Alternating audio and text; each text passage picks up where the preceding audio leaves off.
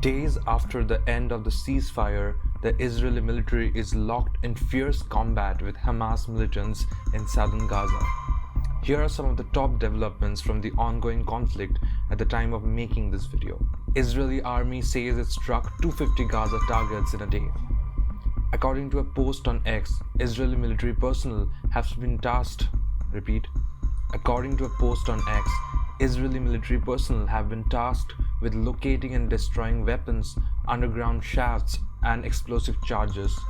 The army also said launchers used to fire missiles at the center of Israel has also been destroyed.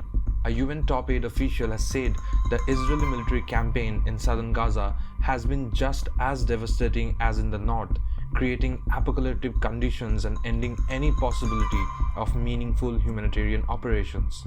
Martin Griffiths, the UN Emergency Relief Coordinator, said he was speaking on behalf of the entire international aid community in saying the continuing offensive had robbed aid workers of any significant means of helping 2.3 million people of Gaza other than to call for an immediate end to the fighting.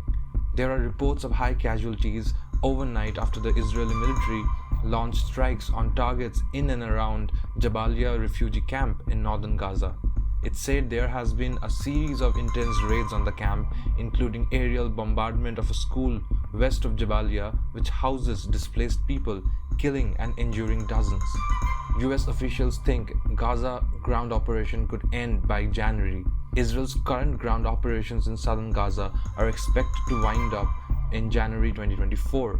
According to US officials, the country's military will likely move to a lower intensity, hyper-localized strategy targeted at specific Hamas militants and leaders.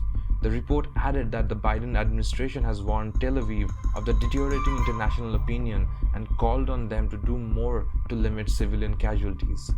At least 16,248 Gazans, including 7,112 children and 4,885 women, have been killed in Israeli attacks so far, as per the latest update from Hamas media office. Of the roughly 240 Israelis and foreigners taken hostage by Hamas following the October 7 attack, 137 remain in captivity. Meanwhile, truce talks between Israel and Hamas had fallen apart after the latter demanded that the release of more hostages be tied to a permanent ceasefire in the besieged enclave. Reports said that Israel has called its negotiators home, dimming hope of a pause in the immediate future.